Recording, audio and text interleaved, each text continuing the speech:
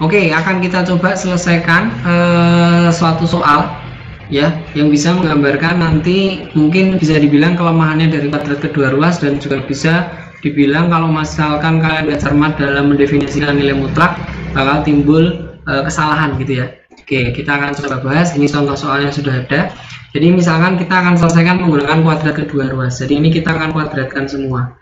Ini kita kuadratkan semua, jadinya 4x plus 5 kuadrat sama dengan 2x plus 3 dikuadratkan, jadinya adalah 16x kuadrat plus langsung ya di sini ya. Jadi ada 4x sama 5 ini kan 20, berarti 20 kali 2 40x gitu ya, plus 25 sama dengan yang ini juga sama 4x kuadrat, 2 kali 3 6 kali 2 ya, jadi 12x plus 9. Kenapa yang di sini jadi 12, di sini jadi 20? Sebenarnya tinggal 4 kali 5 terus dikalikan 2 karena ada 2 nih di sini kan kuadrat ya. Terus habis itu kita ketemu persamaan kuadrat, maka kita pindahkan semua yang ada di kanan. Kenapa? Karena koefisien x kuadratnya lebih kecil, jadi nggak ada negatif nanti. Jadinya adalah 16x kuadrat plus 40x plus 25 dikurangi ini, dikurung aja ya biar gampang dan nggak salah juga kalau dikurung. Nah, sama dengan 0. Nah, ini nanti jadinya adalah 16x kuadrat plus 40x plus 25 min 4x kuadrat, minnya masuk ya, min 12x, yang tadinya dia positif jadi negatif, yang positif negatif jadi positif. Maaf, ini harusnya min 9 sama dengan 0. Kayak gitu ya. Oke, kalau sudah yang sama-sama suku sejenis kita kurangkan atau kita orasikan, jadinya di sini 12x kuadrat plus 40 sama 12 itu udah 28x, 25 sama min 9 adalah plus 16 sama dengan 0. Barulah di sini. Nah, di sini kalau misalnya kalian bisa sederhanakan, silahkan disederhanakan. Ini kira-kira bisa dibagi berapa semuanya? Bagi 4 semua bisa ya. Ini jadinya 3x kuadrat ditambah 7x ditambah 4 sama dengan 0. Kalau sudah kita teruskan di sebelah sini, itu berarti ketemunya adalah 3x kuadrat plus 7x plus 4 sama dengan 0. Berarti kita faktorkan ya, karena di situ pemfaktorannya ada angka di depan sini, maka di sini 3, di bawah juga 3. Kalian bisa lihat video saya sebelumnya ya. Oke, kalau sudah kalikan yang depan ini dengan yang belakang ini dikalikan, ketemunya adalah 12. Cari faktor dari 12 yang bisa menghasilkan angka 7. Cari faktor yang bisa menghasilkan angka 7. 12 itu kira-kira berapa? Kan 1, 12, 2, 6, 3, 4. Berarti yang bisa menghasilkan angka 7 ini ya 3 sama 4. Berarti sini 3, sini 4. Tanda yang depan pindah ke angka yang paling besar. Tanda yang belakang ini kan plus, ini udah plus, maka biar tetap plus, sini ya plus. Jangan lupa di sini sama dengan 0. Kalau sudah, cari yang semuanya bisa dibagi dengan 3. Berarti yang depan sini ya. Ini bagi 3x, yang ini bagi 3, 1. Jadinya adalah x plus 1 dikali 3x plus 4 sama dengan 0. Berarti kita cari CPR-nya, yaitu x plus 1 sama dengan, maaf salah, x plus 1 sama dengan 0, maka x sama dengan min 1. Terus yang kedua adalah 3x plus 4 sama dengan 0, atau 3x sama dengan min 4. Berarti x sama dengan min 4 per 3. Ini sesuai persamaan linear biasa ya. Jadi x-nya adalah min 1 dan min 4 per 3. Nah, coba kalian cek aja salah satu x-nya, masukkan ke bentuk persamaannya, Jadi kita masukkan, misalnya kita menggunakan x-nya sama dengan min 1. X-nya min 1 ini akan kita masukkan ke persamaan untuk membuktikan apakah benar atau tidak. Coba min 1 masukkan ke sini, jadinya adalah 4 dikali min 1 ditambah 5, mutlak ya, ini ada mutlaknya, sama dengan 2 dikali min 1 ditambah 3. 4 min 1 berarti min 4 ditambah 5 sama dengan min 2 ditambah 3, gitu ya. Nah, di sini berarti nanti jadinya adalah 1, mutlak 1, di sini adalah 1, berarti sama ya. Nah, ini sama. Kita akan coba cek yang satunya, yang min 4 per 3, apakah dia masuk. Oke, kita akan coba selesaikan yang 4 per 3 nya. Kita pakai x nya adalah min 4 per 3, kita masukkan ke bentuk persamaannya, berarti 4 dikali min 4 per 3 ditambah 5 mutlak, 2 dikali min 4/3 ditambah 3, gitu ya. 8/3, nah gitu ya. Oke, ini yang ini tadi ketemunya kan berarti ini min 16/3 ditambah 5 sama dengan ini kan oh maaf, ini ada kesalahan tadi, ini bentuknya bukan seperti ini, harusnya ini itu bentuknya seperti ini, maaf ya, ini saya ralat, ini dikurung lalu ditambah 3, yang ini nanti jadinya adalah min 8/3 ditambah 3, yang ini disamakan dulu penyebutnya jadi 3, berarti ini min 16, yang sini jadi dikali 3 ya, jadi 15 tanda mutlak sama dengan ini juga sama disamakan jadi 3, ini min 8, ini kali 3 9, ini ketemunya adalah mutlak min 16 plus 15 min 1/3, yang ini juga ketemunya adalah 1/3, jadi sama ya, ini 1/3, ini 1/3. Nah kebetulan soal yang saya contohkan ini dia X nya benar semua. Nah kenapa kok X nya ini bisa benar? Sebenarnya kalian cukup lihat di sini loh, di sini itu ada kalimat terbuka, yaitu ada variabelnya X. Beda kalau misalkan di sini ada tanda mutlaknya, karena ya mutlak itu kan pasti sama dengan positif ya, pasti menghasilkan bilangan yang positif. Nah di sini ini tuh sebenarnya belum jelas, dia itu bisa menghasilkan positif dan bisa menghasilkan negatif ya, bisa menghasilkan positif dan bisa menghasilkan negatif. Makanya kalau misalkan ditulis dalam bentuk kalimat terbuka yang seperti ini ya, kita harus cek dulu sebenarnya bahwa mutlak 4x plus 5 itu akan menghasilkan bilangan positif ya, pasti kan karena mutlak. Berarti nilai dari 2x plus 3 ini ya, 2x plus 3 ini harus positif atau minimal 0, berarti ini syaratnya. Berarti 2x plus 3 sama dengan lebih dari 0. Misalkan ini saya hapus dulu ya biar nggak ganggu di bawahnya, misalkan nggak ganggu. Ini akan saya hapus dulu. Oke, jadi ada syaratnya ternyata, yaitu ini. Kenapa ada syaratnya? Karena di sini tuh masih kalimat terbuka yang belum tentu benar atau salahnya. Jadi 2x plus 3 ini adalah syarat. Jadi 2x plus 3 lebih dari 0 itu adalah syaratnya, harus sampai lebih dari 0. Kalau misalkan kita bentuk jadi x aja kan jadinya 2x lebih dari 3 nya pindah ke sini. Nah ini karena bentuk pertidaksamaan kita belum masuk ya kan, saya beritahu persamaan pertidaksamaan linear juga itu sama dengan persamaan, cuma bedanya nanti ada tandanya, ditilik tandanya bukan sama dengan tapi lebih dari atau kurang dari.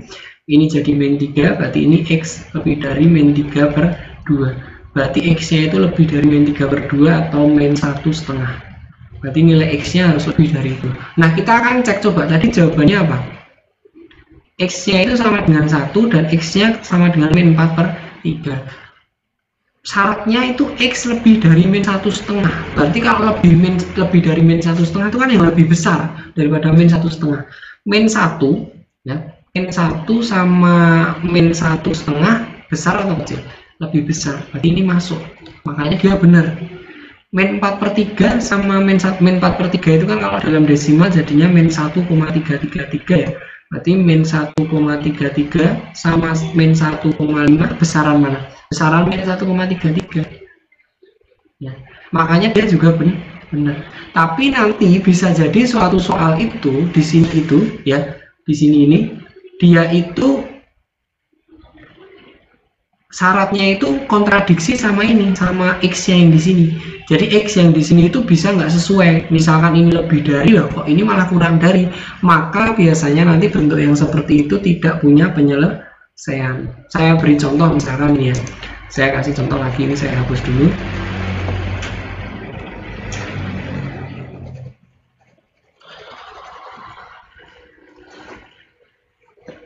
Oke, saya kasih contoh.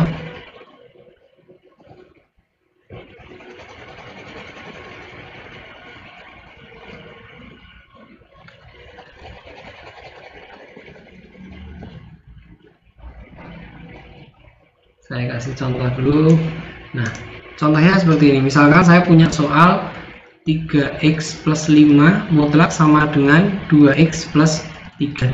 Ini nanti, oh maaf, ini nggak ada mutlaknya ya tadi ya, biar bentuknya kalimat terbuka. Oke. Jadi kita nanti akan selesaikan, entah ini menggunakan definisi atau kuadrat kedua ruas bebas ya, tapi nanti biar cepat kalian tahu sendiri kalau kuadrat kedua ruas ternyata lebih lama, maka saya rekomendasikan untuk menggunakan definisi saja.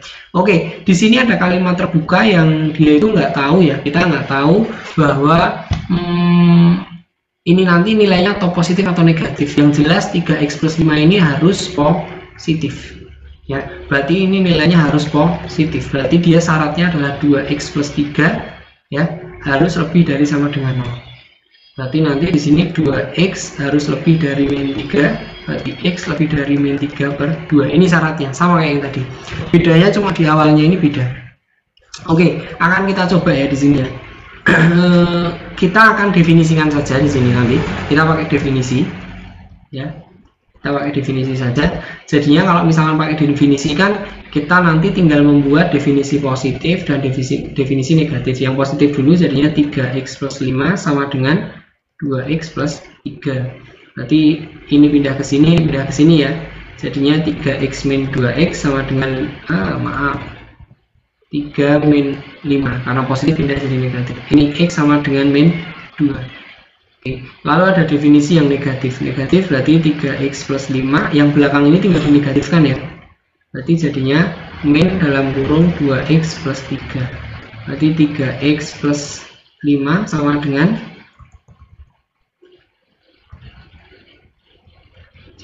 min 2x min 3. Ini pindah ke sini, ini pindah ke sini. Jadinya 3x plus 2x ya sama dengan min 3 min 5. Saya teruskan di sampingnya. 3x tambah 2x itu 5x sama dengan min 8. Berarti x sama dengan min 8 per 5. X nya ada 2 yaitu min 2 dan min 8 per 5. Akan kita coba cek dulu guys. Kita nanti nyesuaikannya terakhir aja. Kita misalkan masukkan x sama dengan min 2 ke bentuk persamaannya, yaitu 3x plus 5 sama dengan 2x plus 3. Kita masukkan ke sini. Berarti 3 dikali min 2 ditambah 5 sama dengan 2 dikali min 2 ditambah 3. Ini jadinya min 6 ditambah 5, yang ini jadinya min 4 ditambah 3. Yang sini min 1 ya, yang sini mutlak min 6 tambah 5 min 1. Nanti kalau kecepatan kalian bisa ulang-ulang sendiri ya. Di sini mutlak min 1 itu ketemunya 1. Di sini tetap min 1, padahal 1 sama min 1 tidak sama. Maka kalau tidak sama, x min 2 nya ini nggak kepakai, salah. Ini salah nih. Nah, kenapa kok bisa salah? Coba di sini perhatikan, x sama dengan min 2. Padahal syaratnya apa ini? Dia syaratnya apa? Dia syaratnya adalah x nya itu lebih dari min 3 per 2. Lebih besar daripada min 1,5. Nah, min 2 sama min 1,5. Min 2 sama min 1,5 gede atau kecil? Kecil. Padahal syaratnya lebih besar, makanya nggak masuk. Makanya ini nggak masuk. Nah, nanti kalian coba sendiri yang min 8 per 5. Jadi kalian tuh bisa menyelesaikannya nanti tetap didefinisikan atau kuadrat kedua ruas. Cuman kalian cek dengan syaratnya. Kalau dia kontradiksi itu bertentangan dengan syaratnya, maka jawabannya tidak ada. Bisa jadi tidak ada x yang memenuhi ini, atau dia itu nanti himpunan kosong. Itu bisa. Jadi penyelesaian persamaan tuh bisa ada, bisa juga tidak, tergantung ya. Nah, ini nanti bakal jadi masalah kalau misalkan kalian langsung ujuk-ujuk mendefinisikan atau mengkuadratkan kedua ruas gitu ya. Nanti ujung-ujungnya memang hasilnya ada, cuman ketika dicek dia itu berbeda. Oke, itu ya. Jadi nanti bisa buat warning buat kalian kalau mengerjakan suatu soal mengenai persamaan linear satu variabel yang memuat nilai mutlak. Oke, itu tadi ya penjelasan dari saya mengenai bagaimana menyelesaikan persamaan linear yang memuat nilai mutlak dengan kuadrat kedua ruas. Tapi ada juga masalah di situ ya. Ternyata masalahnya itu tuh bisa terjadi menggunakan definisi maupun kuadrat kedua ruas. Jadi jangan serta-merta kalian mengerjakan langsung bentuk soal yang menjadi masalah kayak tadi ya, yang masih kalimat terbuka. Pokoknya ingat bahwa yang namanya nilai mutlak itu selalu menghasilkan nilai yang positif gitu ya. Jadi kalau misalnya ada nilai mutlak kok sama dengan negatif, nggak usah dikerjakan. Nah, nggak usah dikerjakan kenapa? Karena kalian tahu nggak ada himpunan penyelesaiannya. Jadi yang namanya nilai mutlak itu selalu positif. Jadi itu ya. Oke, mungkin itu saja yang bisa saya sampaikan. Nanti kita akan bahas lagi materi, pokoknya semua materi yang ada di SMA nanti akan kita bahas ya, karena pembelajaran sekarang itu kan daring ya, jadi otomatis harus ada penjelasan ke kalian. Kalian juga tidak mungkin hanya membaca sendiri tanpa mendapatkan kejelasan. Oke, sekian dari saya, kurang lebihnya mohon maaf. Wassalamualaikum warahmatullahi wabarakatuh.